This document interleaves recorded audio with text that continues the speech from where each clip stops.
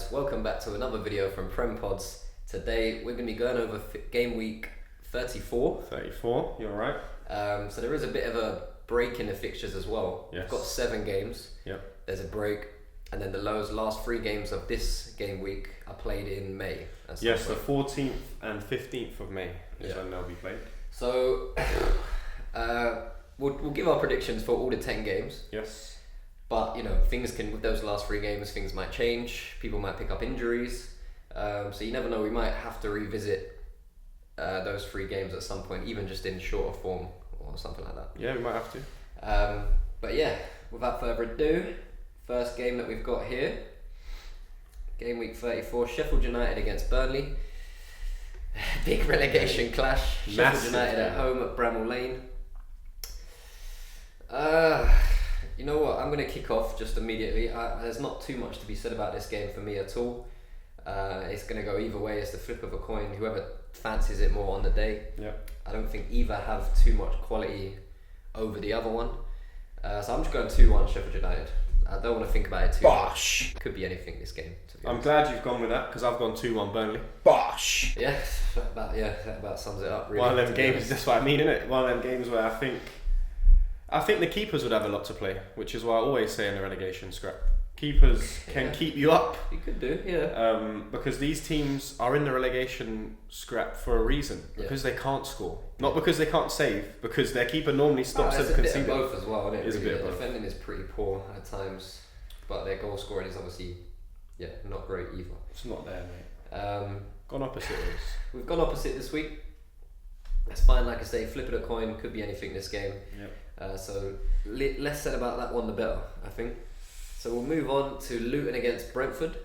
Luton are at home, Kenilworth Road. Interesting fixture.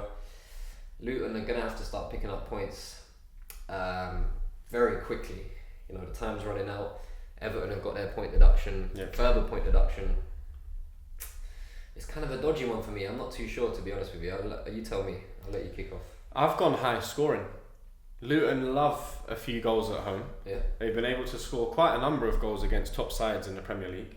So I'm backing them to beat Brentford 3-2, mate. Bosh! I don't see Brentford having enough firepower in terms of seasons gone by when they've actually just rolled over certain teams. Yeah. Again, doing well against the big teams, what they used to do, but just not this season.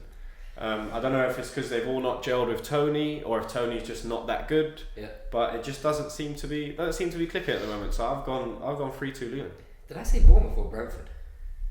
You said Brentford. Okay, cool. It is Brentford, by the way. I don't know. For some reason in my head, I just thought I said Bournemouth. I don't know. I heard Brentford. Maybe because I knew it was coming, but I don't. Well, it is Luton against Brentford anyway. Just to clear that up, it's Luton against Brentford. I'm not 100% sure, but yeah, Luton against Brentford. Kenilworth Road. Like I said,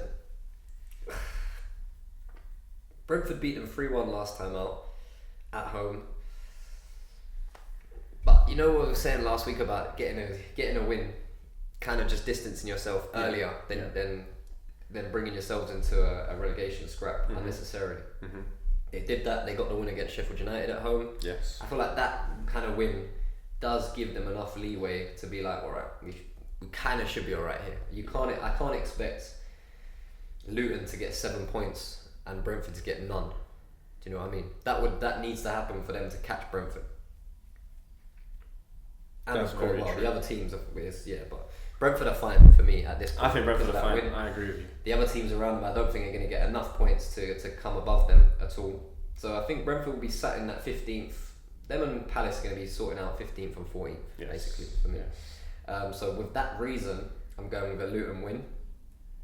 And I'm going with 2-1. Bosh! I think, again, like you said 3-2. Yep. It could definitely be a closer game and more goals, which Luton do seem to find themselves in quite often. Scoreline is... I'm not really sure on the scoreline, to be quite honest. I've said 2-1 just as a safe bet, but I think Luton will get a result. I think Luton will win as well. I think they've got a good unit there, and I think there'll be too much for Brentford. They've got all the motivation they need now, the extra points off Everton especially. Forest only a point ahead of them. They've got all the motivation they need, I think, to get out of it. Yes. And I think it's very possible, honestly. Let's see, mate. I hope they do. Yes. Good unit they got there. the next game we've got, Wolves against Arsenal at the Molineux. Yeah. You kick it off, your team, mate. You tell me. I think we will just scrape past this one. I think we'll be very tired after Bayern in the week. I don't think we've got the squad depth to change that many players and still get a result. Yep. Wolves are still very decent in my opinion. If we were playing a Sheffield United or maybe a Burnley, I would be happy with a load of players being rested and still kind of nicking the result. But honestly, playing against Wolves, I don't think we can rest that many people. So I think most of the players that play against Bayern will be in this Wolves game. Yeah. And I think you'll see it. Wolves will be more on the front foot. A load of Arsenal fans will say that we'll roll them over. I just don't see it happening. I think it's going to be a tough game. I think we're just going to get over the line 2-1. Bosh! Yeah, I mean, I've gone for a similar score. I've gone for 2-0. Bosh! Been talking about Wolves' lack of attacking options over the past few weeks. Yeah. I still think that is the case. You've got a much better defence than the teams that Wolves have faced over the past few weeks as well. So I don't think they're going to score. I think you'll keep it nice and tight. It could be again another one of these tetchy games where you just need to get the first goal, and that kind of just relieves the pressure a bit. And because you're going to be, for me, you're going to be controlling the game. But if you're going to be controlling the game without creating anything and without scoring, it's pointless, and you're going to start getting frustrated because what's the point of us being on the ball all the time? And you might make mistakes, and then they could counter. The last 5 games, it's been 3 wins for Arsenal, 2 wins for Wolves at Molineux. So interesting sort of fixture, but again, you're going to have to bounce back from the Villa defeat at home, and I think this is a good opportunity at the minute to do that with Wolves not having too much up front to trouble you, I don't think. Nah, I think, well, we'll wait and see, but I just think they're going to control it a lot more than people think, in my opinion. See, they've got, you know what it is, they normally play about 5 in midfield. That's what I mean. They can pack out the area and overrun you. That's what I mean. But is that going to lead to anything? I'm not too sure, to be honest. I've gone 2-0 Arsenal. Don't see Wolves getting a goal this week. Low scoring game so far. Yeah, picked. But we'll move on. Everton against Forest. Everton against back at Forest. Goodison Park. Just had their asses handed to them at Stamford Bridge. 6-0. Game was over by half time. Palmer first half hat trick. The kid can't do anything wrong at the minute. If you see some of the goals that he actually scored, nuts. Yeah. This is a weird one, and I said Everton win last week. You know what I mean? I said draw. I didn't get anywhere near right. I've said this since the beginning of this podcast. When it comes to the Everton game with me, just ignore what I say, because 9 times out of 10 I'm going to get it wrong. I don't read Everton games well at all. Like this week, for example, I'm going to go out and say Forest are going to win. What, 2-1? Yeah, but just because of the situation that they're in, and it's a massive game for relegation. Massive game. Those 2 teams are kind of fighting each other to stay out of it, and Luton are trying to get to one of them. Yeah. So, massive game. I think a draw again, like you said, could be potential. But I just see Forest just have more going forward. They do. They definitely do. But I've said draw. I've said 1-1. Bosh! I just see the game going that way.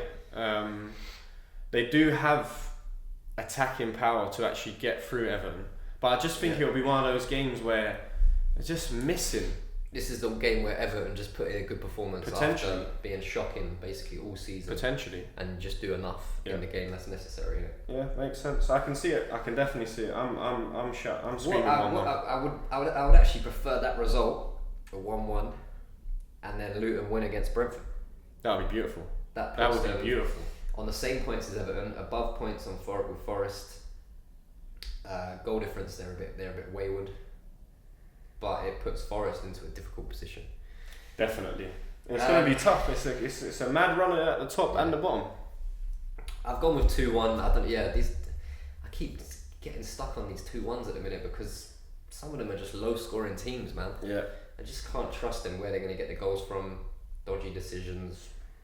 I don't know, man. But I've gone Forest 2-1 anyway. Fair enough. I've got a London derby here next. Soft London derby, but London derby nonetheless. So, Palace are at home against West Ham. what have you said? I'll let you kick this off because West Ham are just dodgy and they're another one of my bogey teams. I feel. West Ham are very dodgy, and that is the reason why I've gone for a Desmond. Bosh! I've said 2-2. Yep. Like we say, everyone in the Prem can score. There's a reason why they're up here. And I just think, again, like before, like I'm saying with a 1-1, they'll just keep knocking it back to each other. I don't think anyone's got the bottle to take it and actually win the game. So that's why I'm saying Desmond, mate. Anytime I pick Desmond, it's either because it's a low team against a high team and it's a shock result, or it's just two teams that I don't think will actually take the ball by the horns. Yeah. And that's why I say Desmond. No, that's fair enough. I mean, Palace, after the big result against us on the weekend, they'll be buzzing with that back in front of their home fans. But I think they're going to disappoint. I think they're going to flatter to deceive, as they have done for the most of this season. And with West Ham's inconsistency, them losing at Fulham recently, I've gone with them to bounce back and get 3-2 win. 3-2 to West Ham. Yeah, I think this is the game where it could be quite a few goals in this game. You're seeing Eze and Analyse back for Palace now, not for a full 90 minutes, but so enough to score goals though. Yeah, long enough to make a difference in these type of games as well, I think. Which West Ham have the same with your Bowens, Paquetá, Kudus, similar sort of players. The defences are going to be put to test. Definitely in this game. Yeah, they're going to be tired. Quite often there's a lot of goals in this game as well, so yeah, we'll see. The last game that they had, Palace won 4-3. That was at the back end of last season, so about this time of year. I'm expecting more of the same, to be honest. Fair enough. We'll move on to our next game, Aston Villa against Bournemouth. Villa at home. I don't know, man. I think they'll kick on. I don't know. Obviously, it's one of those funny things in football where you go away to top of the league at the time and you beat them, and then the next week you play a team near enough like you in the league or down there, and you just get it wrong. Bournemouth themselves had a decent enough result against United. They would have been disappointed not to win the game, to be honest. But showed a good level of performance, I thought. And I think they do normally kind of play up to these teams. Yeah, they do. Villa is a difficult place to go at the minute. Hard. Fighting for top four, probably will get top four in my opinion. Yeah. So I'm going to go with a Villa win. I'm just so unsure of the score, honestly. I'll try and give you some help there then. I've said 3-1 Villa. Bosh! Yeah.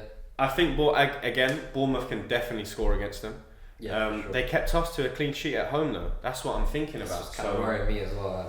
I mean, it could all go wrong for Villa this weekend just because of nothing. But yeah, I don't know. I've gone 3-1. What are you thinking, mate? Could be a 1-0. Yeah, I'm gonna go with 3-0.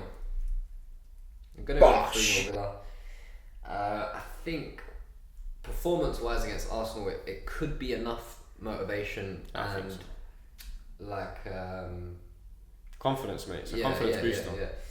It gives them all the belief that they can say, listen, look what we just done against Arsenal. They didn't even score against us, and we were creating problems.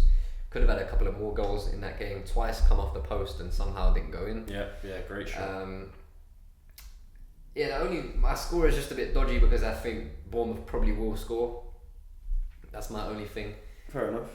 But it'll be a different type of game because I think they'll score a consolation, maybe. Okay. But I'm still going with 3-0 anyway. I'm still going with 3-0. Alright, cool. Just because of what happened last week. Fair enough. We'll see. Fulham against Liverpool is the next game. This is the last game of the game week, technically. This weekend. That we're going to see this weekend, yeah. We've got the 3 games to come, obviously, in May. Fulham at home. Well, they gave us a dodgy enough game. They did. Last time. They did.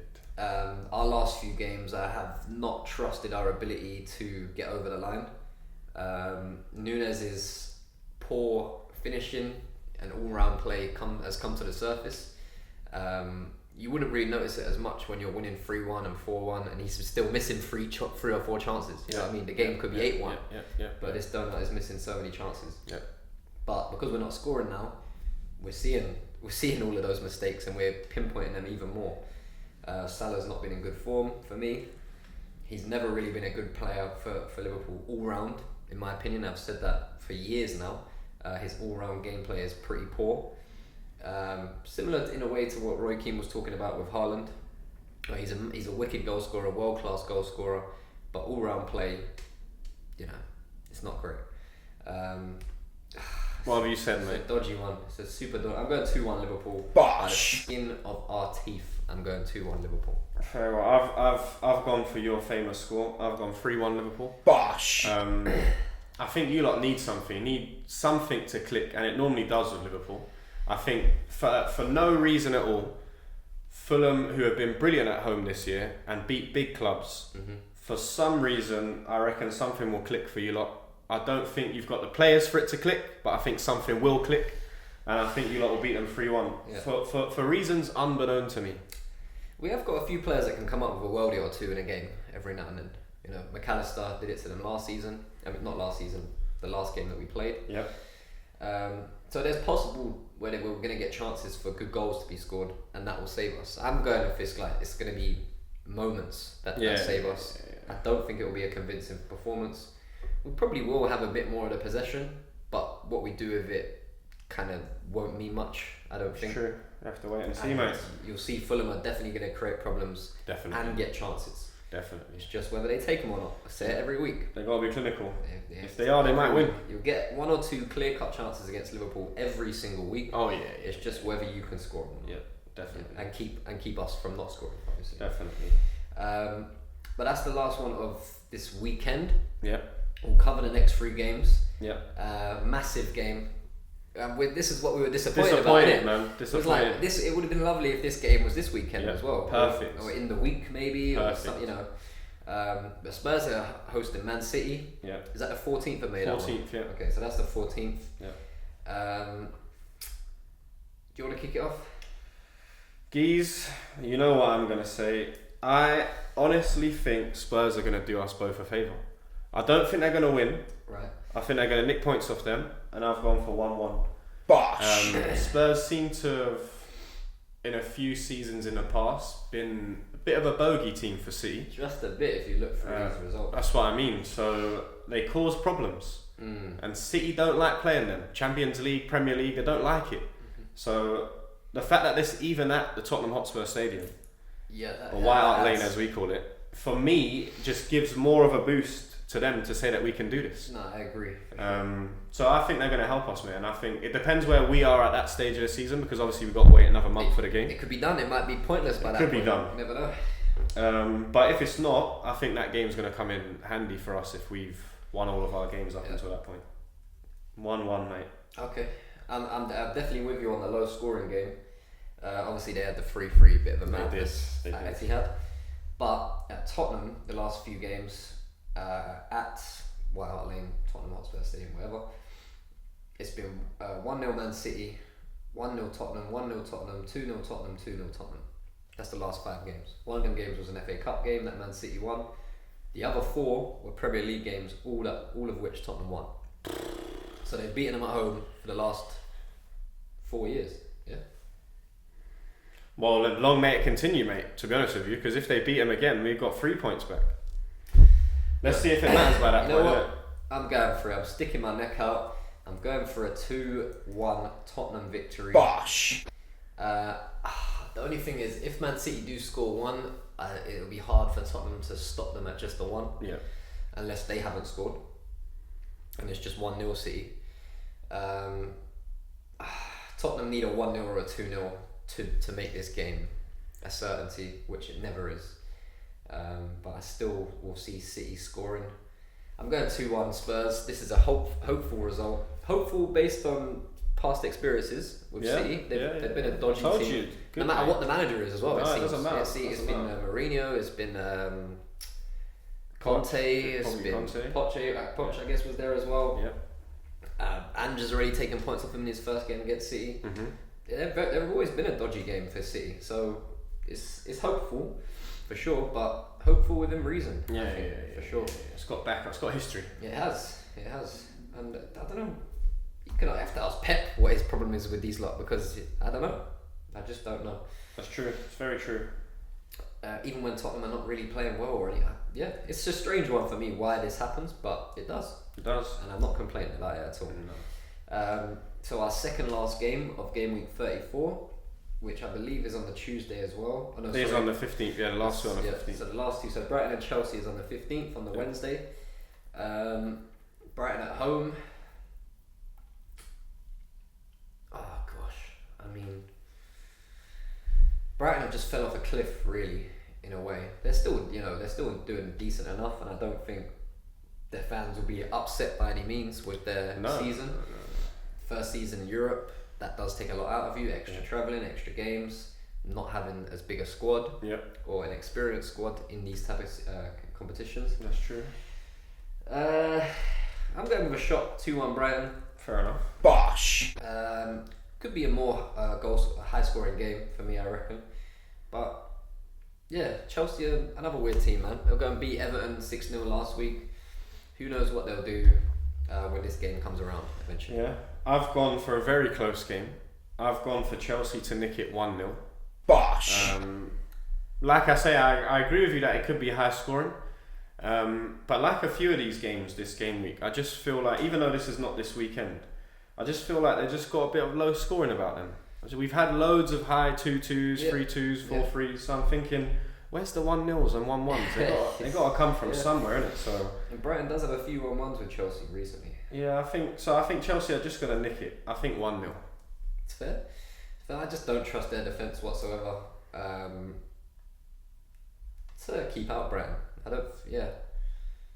You have to wait and see, mate. We've got ages to see. You have to push Chelsea to one side this season because it just.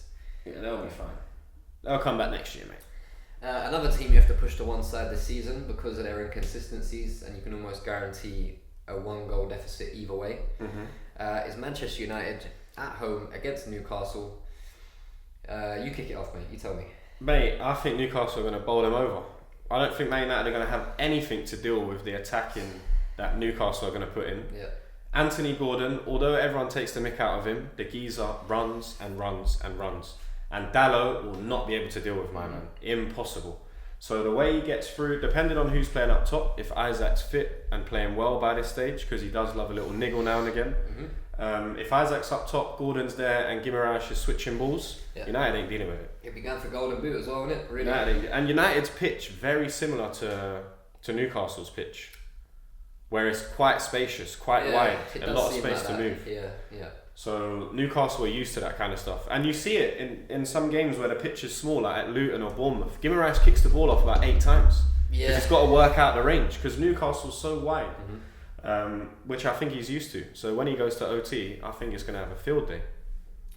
3-1. I mean, yeah, smoke them. Bosh. Obviously, it could look a bit different this result. When it comes around, because they'll be closer to understanding if they have any chance of getting top 4. Yeah. If they're trying to avoid like the Conference League or you know what I mean. So they're gonna.